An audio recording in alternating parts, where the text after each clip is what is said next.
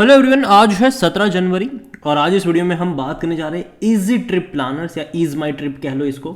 46 rupees पर आ चुका है। आज 4.5% की गिरावट देखने को मिली है और भाई साहब आज बाजार बहुत ही गंदे मूड में था।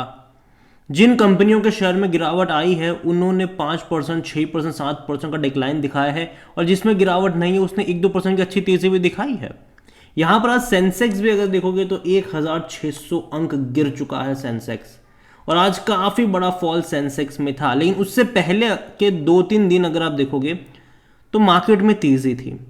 ठीक है, मार्केट में तेज़ी थी, लेकिन ईज माई ट्रिप का शेयर आज तो 4.5% गिरा ही, लेकिन उससे पहले से ये गिर रहा है। और ऐसा नहीं है कि जब तेज़ी आई तब मैं बता रहा हूँ, मतलब जब गिरावट आई तब मैं बात कर रहा हूँ। अगर आप चैनल को रेगुलर फॉलो करते हो, जब ये 50 रुपये से भी ऊपर गया था तभी मैंने वीडियो बनाकर कहा था कि ये टेम्पररी तेज़ी है, फॉल के लिए आपको तैयार रहना पड़ेगा। आज बड़ा फॉल आया तब तो ये गिरा ही है, लेकिन उससे पहले से ही पिछले 3 ट्रेडिंग सेशन से ये लगातार गिर रहा था और आज भी गिरावट देखने को मिली। बात करेंगे उसके बारे में, लेकिन उससे पहले अगर आपने अभी तक चैनल को सब्सक्राइब नहीं किया है तो प्लीज़ अभी इसे सब्सक्राइब कर लीजिए, क्योंकि आगे भी बहुत सारे वीडियोस हैं जो आपको काफ़ी ज़्यादा हेल्प करेंगे। तो एक महीने में अभी भी 16% की तेज़ी ज़रूर है और एक साल में अगर आप देखोगे तो 17% का डिक्लाइन है। और ग्राफ काफ़ी इंटरेस्टिंग हर बार रहा है। देखो, जब भी तेज़ी आती है ना, एक शार्प इंक्रीज आता है, लेकिन उसके बाद हर बार ये गिरता है। फिर एक शार्प इंक्रीज आता है, फिर हर बार ये गिरता है, फिर शार्प इंक्रीज आता है, फिर गिरता है। अगर आप चैनल को रेगुलर फॉलो करते हो तो मैंने कई बार बोला है कि 37-38 रुपीज़ के आसपास एक स्ट्रॉन्ग सपोर्ट है, वहाँ से एक तेज़ी आपको देखने को मिल जाती है। लेकिन जब भी 45 के ऊपर जाएगा या फिर 45 के आसपास होगा, गिरावट आएगी।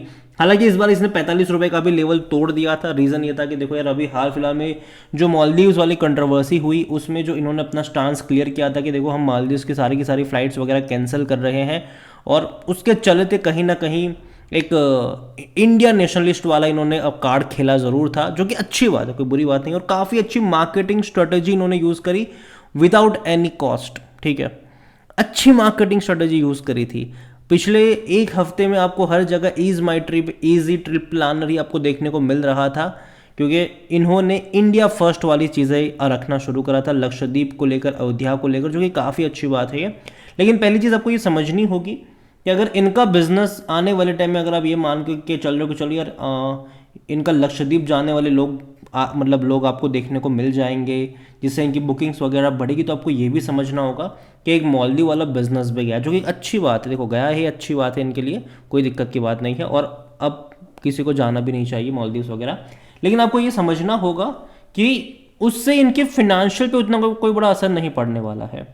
और जहाँ तक बात करी जाए इस सेगमेंट, देखो मैं मानता हूँ कि ट्रैवल और टूरिज्म वाला सेगमेंट काफ़ी अच्छा रहने वाला है, खास करके अयोध्या का जो हमारा इनॉग्रेशन हो रहा है उसको लेकर। लेकिन ये इकलौते नहीं है, ईज माई ट्रिप इकलौता नहीं है। कई सारी और कंपनीज है, इंडियन कंपनियां भी कई सारी है जो आपको टूरिज्म वगैरह प्रोवाइड करवाती है। IRCTC सबसे बड़ा बेनिफिशियरी रहने वाला है ये अयोध्या वाले की। अगर हम बात करें तो लक्षद्वीप में डेफिनेटली ईज माई ट्रिप हो सकता है, लेकिन उसके अलावा भी और कई सारी वेबसाइट्स वगैरह हैं जो आपको वो सारी सर्विसेज प्रोवाइड करवाती है, तो ऐसा कोई वाव फैक्टर नहीं है।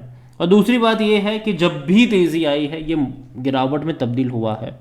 अब देखो, जब भी इसने अटेम्प्ट करा, देखो जब भी तेज़ी आई है उसमें न्यूज़ का एक बहुत बड़ा पार्ट रहा है। जब भी कोई खबर आई है शेयर दौड़ा है ये, लेकिन उसके बाद हर बार ये गिरावट दिखने को मिली है। ऑपरेटर भी यहाँ पर भारी मात्रा में एक्टिव है। अगर मैं आपको बता दूँ, ऑपरेटर भी बहुत भारी मात्रा में यहाँ पर एक्टिव है, जो शेयर को ऊपर ले जाने का काम भी करेंगे, नीचे गिराने का काम भी करेंगे। और जब ये दौड़ रहा था ना, 45 के ऊपर गया था, तब भी मैंने कहा था कि प्रॉफिट टेकिंग के मौके बन रहे हैं, ना कि फ्रेश इन्वेस्टमेंट के। ऐसा नहीं समझना चाहिए कि यार मतलब यहाँ से भागता ही जाएगा, चीज़ों को समझिए आप यहाँ पर। और जहाँ तक बात करें वॉल्यूम्स की, तो यार वॉल्यूम 2 करोड़ से भी ज़्यादा के देखने को मिले ज़रूर है। और देखो, वॉल्यूम का गेम यहाँ पर चल ही रहा है पिछले कुछ टाइम से। According to Moneycontrol user 100% लोग कह रहे खरीदारी करो। मैं अभी इनसे अग्री नहीं करूँगा। मैं अभी भी अपने उसी स्टेटमेंट पर कायम होकर यहाँ पर खरीदारी का जो मौका है वो 37-38 रुपीज़ के आसपास होगा, वो भी उन लोगों के लिए जिनको यहाँ पर रिस्क लेना है। ठीक है, जनरली उससे ऊपर 40 रुपये के ऊपर तो मैं मानता नहीं हूँ कि यहाँ पर खरीदारी के मौके बनेंगे। हालांकि दिसंबर क्वार्टर के नंबर अच्छे आएंगे ऐसा मैं एक्सपेक्ट ज़रूर कर रहा हूँ। हालांकि डेट कोई सामने नहीं आई कि कब इनके नतीजे आने वाले हैं, और डिविडेंड पे करने वाला शेयर ज़रूर है। हालांकि 2022 में पे नहीं किया था इसने, 23 में पे किया है। और अगर आप ये देख रहे हो कि यार 2021 में तो 1 रुपये का पे कर रहा था, इवन 2 बार पे कर रहा था, 2 रुपये का और 1 रुपये का, 22 में क्यों पे नहीं करा, 23 में सिर्फ 10 पैसे का क्यों पे कर दिया? तो उसका रीज़न ये है कि इन्होंने भैया बोनस देखो बांट दिया 2022 में, 2 बार बोनस बांट दिया, 1 बार स्प्लिट कर दिया, और यही वजह है कि आपको ये देखने को मिल रहा है 45-50 का। अगर नहीं हुआ होता तो भाई साहब आज भी 250-300 का ये शेयर होता। तो यहाँ पर अगर आप ये सोच रहे हो कि यार कंपनी 45 पे ट्रेड कर रही है लेकिन प्रॉफिट करने वाली कंपनी है, तो ये समझ जो कि भाई साहब एक ही साल में 2 बार इन्होंने बोनस दिया था और उसी साल स्प्लिट भी कर दिया था। और यही वजह है कि आपको ये देखने में सस्ता लग रहा है लेकिन एक्चुअली में प्राइस इसकी सस्ती नहीं है। जहाँ तक अगर हम इसके रेवेन्यू देखें तो रेवेन्यू इनके लास्ट क्वार्टर में अच्छे थे, बुरे नहीं, 120 करोड़ के आसपास है, लेकिन उतना कोई बहुत बड़ा ग्रोथ भी नहीं था। इवन अगर हम प्रॉफिट्स भी अगर देखें इनके तो लास्ट क्वार्टर में 50 करोड़ के, जो कि काफ़ी अच्छे थे यहाँ पर। और दिसंबर के और अच्छे नंबर्स एक्सपेक्टेड रहेंगे, रीज़न फेस्टिवल है, उस मतलब जो फेस्टिवल्स था, इसके अलावा वर्ल्ड कप का सीज़न भी था। तो एक्सपेक्टेड मैं करूँगा कि दिसंबर के नंबर अच्छे आएंगे, लेकिन अगेन मैं कहूँगा कि इसका मतलब ये नहीं है कि खरीदारी करो किसी भी लेवल पर, क्योंकि अगर आप वैल्यूएशन की बात करोगे यहाँ पर तो 58 का पी है इसका, सेक्टर पी 75 का है, सस्ता कह सकते हो आप इसको। कोई भी एनालिस्ट खरीदारी करने की बात नहीं कर रहा है। सोशल मीडिया पर आपको कुछ ट्वीट्स वगैरह देखने को मिल जाएगी, लेकिन कोई भी एनालिस्ट खरीदारी की बात नहीं कर रहा है। जहाँ तक बात करें हम शेयर होल्डिंग को लेकर, तो प्रमोटर के पास जो होल्डिंग है वो 64.30% की होल्डिंग है। और देखा जाए तो प्रमोटर लगातार बेच रहा है भाई यहाँ पर। इवन लास्ट क्वार्टर में भी प्रमोटर ने बिकवाली करे। अगर आप देखो मार्च में 74.90% की होल्डिंग थी, ठीक है, बाद में 71.30 पर आ गए, बेचा इन्होंने। सितंबर में बेचकर 65.54 पर आ गए, बेचा इन्होंने। दिसंबर के लेटेस्ट अकॉर्डिंग 64.30 पर आ गए। और खरीद कौन रहा है पता है आपको? रिटेल इन्वेस्टर खरीद रहा है, आप और हमारे जैसे लोग खरीद रहे हैं। 10.94% की होल्डिंग जो थी रिटेल इन्वेस्टर की, आज उन्हीं की बढ़कर 21.94 पर आई है।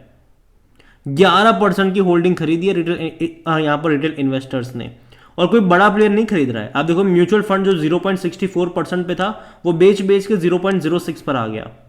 यहाँ पर अगर आप डोमेस्टिक इंस्टीट्यूशन की बात करोगे तो 2.34% की जो स्टेक थी उनकी वो 2.30 पर आ गई, बेच रहे हैं ये लोग।